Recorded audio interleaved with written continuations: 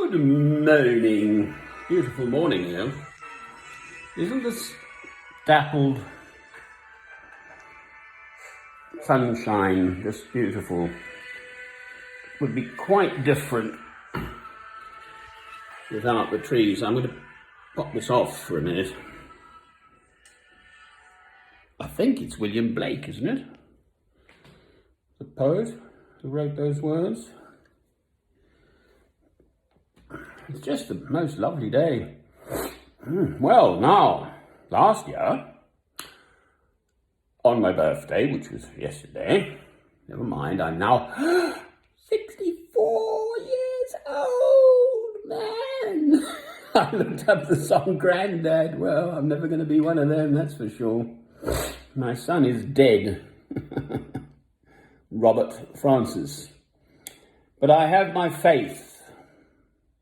Anyway, I was sleeping out in the churchyard of St. Peter's Church at St. Albans, because I looked up last year's photos and lo and behold, there they were.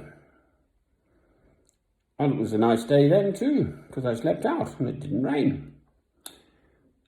Sleeping out in rain is not the best combination. I mean, if you don't have a tent or something, and I don't like tents because it's more weight, so. Anyway, here I am in this place now. The theme today is, in whatsoever state I find myself, therewith to be content. So my mother would say that, but I'm pretty sure it's from a saint or someone originally, those words. So here I am in this, because it's happened in Hertfordshire, England, where hurricanes hardly ever happen, nor do stonking great fires, actually. Apparently they're still absolutely raging, apparently. I don't have a television, but I hear it on the radio. California and Oregon, homes destroyed, burnt out, winds of consistently 30 miles an hour. Well, I mean, that is a lot faster than you can run. So basically, you see the fire behind you and you think, toast, actually, if you're not careful. If you can't get in, jump in the lake if you've got one, I think would be the sensible thing to do. What a world. I'm still can't help thinking about these poor people up in the camp from Lesbos, 13,000 human souls who've no doubt struggled to get as far as Europe. It's a Greek island. And then, lo and behold, the whole camp, I think they've had 2 fires, actually. And then, of course, Europe is sort of a bit saturated, quite frankly, with these people coming from all over the world, and etc., etc. So, I must count my blessings.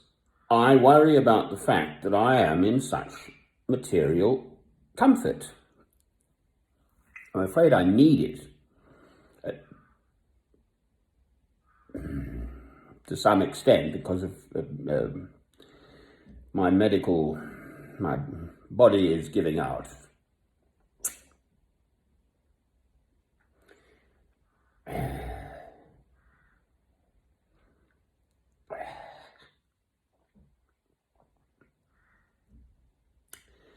I really don't think I could survive out anymore. I've done it for, I think it's 11 winters. But my old body is just saying I've had enough. So I must accept my material comfort with grace and get on with it. Here I am.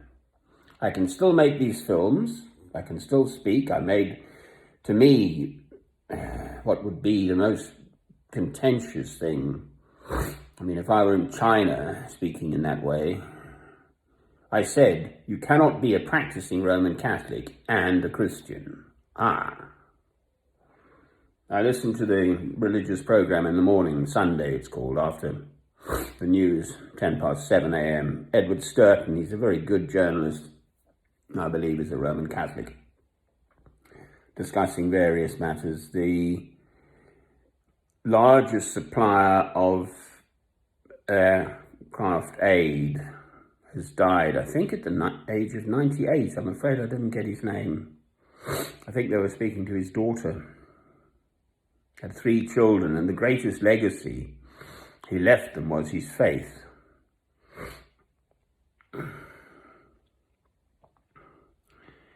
So, in whatsoever state I find myself, therewith to be content. Well, my birthday yesterday, my only visitors were a squirrel and a robin.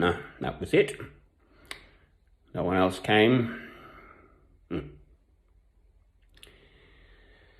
Today, my visitor's been a collared dove, actually a pair of collared doves, in fact, which was rather sweet. I've got a bird table at the back, and, you know, it is just such a love. I mean, some neighbour directly opposite me, he's an older guy, and he wants to cut these trees down. Each tree has got a tag on it. I mean, look at that sycamore. Really, that is a really good specimen. It's been properly managed. It hasn't got a great big of shoots coming out of its base. They nipped them out and let it grow properly. And there's a silver birch, that one. Don't know what the other one is. It's got sort of red berries. It's a sort of fancy tree. I don't know it then. I know what an oak is. It's my favourite wood. Right, so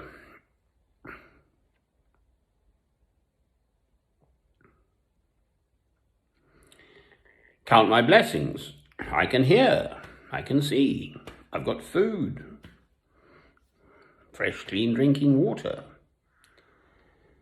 I mean, I could just keep on counting, really. A sheltered place. A year later. If I go back through my years, I've been all over the show. Anyway, I'm alive to tell the tale. So that's the message. Count your blessings. Right. Trusty staff. This staff, actually, incidentally, also comes out of St. Peter's Churchyard. Someone had bent down the yew branch, it's yew, so it was almost semi-broken already. So I just sort of pruned it, actually. I didn't really steal it, but the yew, of course, was what longbows were made out of. And the string is because I have to have crutches now because of my leg to get around. So that goes across my shoulder, the staff. Thy rod and thy staff shall comfort thee still. So Psalm 23. A shepherd out would have a staff. It's cut exactly at the length just to rest my head on, but the rod was the fighting one to beat off the wolves or any marauding beasties trying to attack his sheep. So thy rod and thy staff, that's the phrase from the Psalm 23.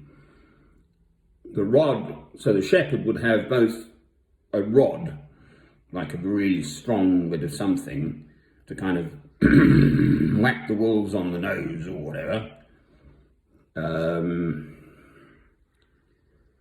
and a staff, which would have had a crook, wouldn't it, to catch the sheep and all of that. But anyway, so enough said. In whatsoever state I find myself, therewith to be content. Amen. And here we come with the jolly old music, because it's lovely.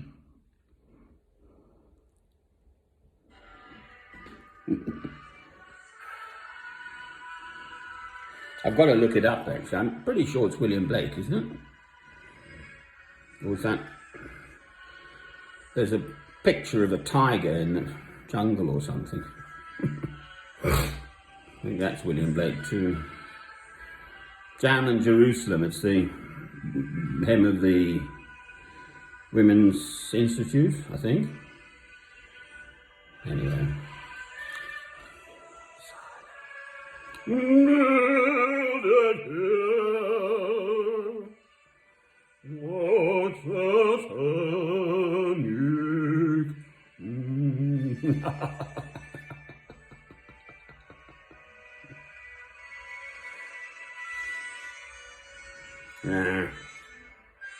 Where's faith in this England?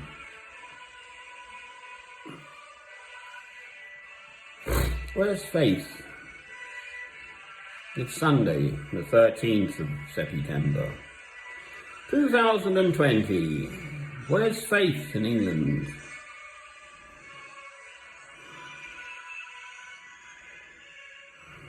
I mean, I was in town yesterday. I was in Peru last year. This is the cloak behind me. They, at the market, nice big covered market by Lake Titicaca, the town city called Puno, they pray before they shop. There's a 70% Roman Catholic country.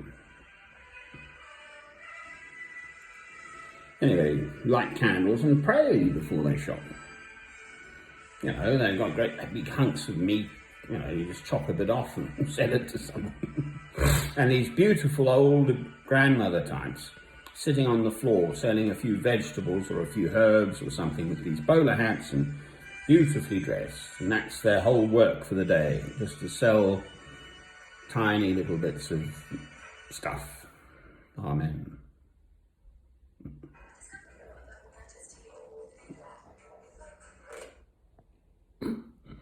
There's light in my house. Oh Lord, it's next door, isn't it? The candle. Never mind. It's lit next door. Amen.